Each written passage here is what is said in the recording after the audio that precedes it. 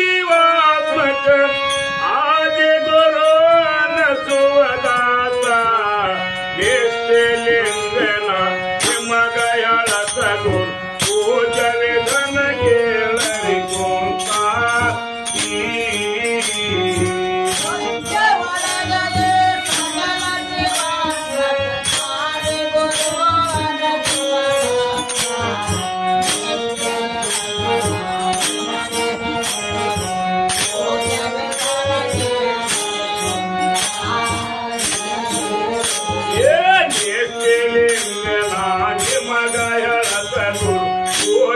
धन केळरी कोंता